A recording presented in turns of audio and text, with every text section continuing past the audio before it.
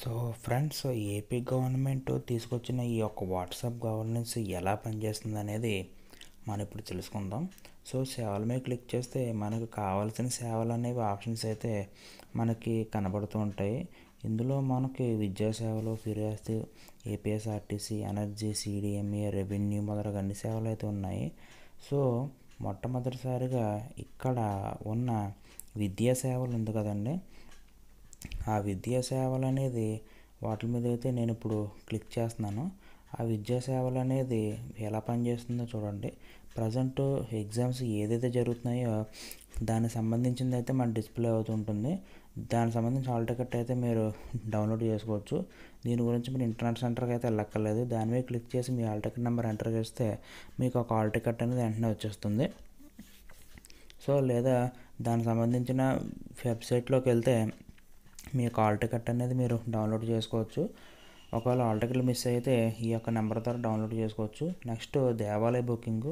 ఆంధ్రప్రదేశ్లో ఉన్న దేవాలయాలు ఏమైతే ఉన్నాయో వాటికి సంబంధించింది అయితే లిస్ట్ అయితే ఉందండి. సో వాటి మీద అయితే మీరు క్లిక్ చేసుకుని మీరు కన్ఫర్మ్ చేసుకుని అయితే మీరు దేవాలయ టికెట్లు అయితే బుకింగ్ అయితే చేసుకోవచ్చు. నెక్స్ట్ వచ్చేసరికి మూడో సేవ ఎలా ఉంటుందో చూడండి. మళ్ళీ మూడో సేవ ఫిర్యాదు స్థితి సవరణ సేవలు. అంటే మీరు ఏదైనా కంప్లైంట్ ఇచ్చారనుకోండి, వాటికి సంబంధించిన అప్డేట్ ఎలా ఉంది, దానిపై మీ యొక్క అభిప్రాయం ఏంటని తెలుసుకోవచ్చు. అంటే మీరు ఎక్కడైనా కంప్లైంట్ ఇస్తే దానికి సంబంధించిన వివరాలు అయితే మీరు ఇక్కడైతే తెలుసుకోవడానికి అయితే అవకాశం ఉంటుంది. మీరు నెక్స్ట్ వచ్చేసరికి చూడండి, మనకి ఏపీఎస్ఆర్టీసీ సేవలు. దీని గురించి అయితే ప్రీవియస్ వీడియోలో అయితే చెప్పడం జరిగింది.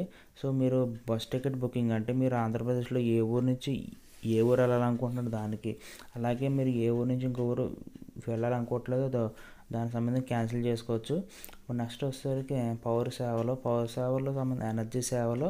అంటే ఇక్కడ మీరు కరెంట్ బిల్ కానీ వేరే ఏదైనా కనుక బిల్లు పే చేయాలనుకుంటే దాని యొక్క నెంబర్ అనేది ఎంటర్ చేయాల్సి ఉంటుంది. కరెంట్ బిల్ అయితే దాని యొక్క నెంబర్ అయితే మీరు ఎంటర్ చేయాల్సి ఉంటుంది, కరెంటు బిల్లు. నెక్స్ట్ వచ్చేసరికి సిడిఎంఏ సేవలు. అంటే మీకు ఏదైనా కొత్తగా కుళాయి కనెక్షన్లు కానీ ఏదైనా కావాలనుకుంటే నిర్ధారించండి. మీరు క్లిక్ చేసి మీకు కావాల్సిన సేవ ఎంచుకొని మీరు గవర్నమెంట్కి అయితే రిపోర్ట్ చేయాల్సి ఉంటుంది. నెక్స్ట్ వచ్చేసరికి చూడండి, మనకి ఎలా ఉంటుందంటే లాస్ట్ సేవ వచ్చేసరికి రెవెన్యూ సేవలు. అంటే మీకు ఏమైనా సర్టిఫికేట్లు కావాలనుకుంటే క్యాస్ట్, ఇన్కమ్, సదరం మొదలు సర్టిఫికేట్లు కావాలనుకుంటే మీరు దీని మీద క్లిక్ చేసి అయితే మీరు సర్టిఫికేట్లు అప్లై చేసుకోవచ్చు. నెక్స్ట్ వన్ వచ్చేసరికి సేవలు ఎలా ఉంటాయంటే వాటిలో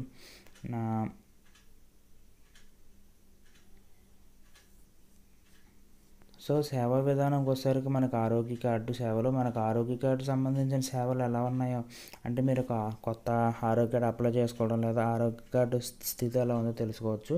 నెక్స్ట్ వచ్చేసరికి పోలీస్ సేవలు. అంటే మీరు పోలీస్ స్టేషన్లో ఇచ్చిన కంప్లైంట్స్ ప్రజెంట్ స్టేటస్ ఎలా ఉందనేది మీరు అయితే తెలుసుకోవచ్చండి. వీటికి సంబంధించిన అప్డేట్స్ అనేవి మీకు కేవలం ఇక్కడ డిస్ప్లే అయితే చూపించట్లేదు. ఇక్కడ కన్ఫర్మ్ అని ఉంది కదండి, ఆ కన్ఫర్మ్ మీద అయితే మీరు క్లిక్ చేసి మీ యొక్క సేవ ఉపయోగించుకోవచ్చు.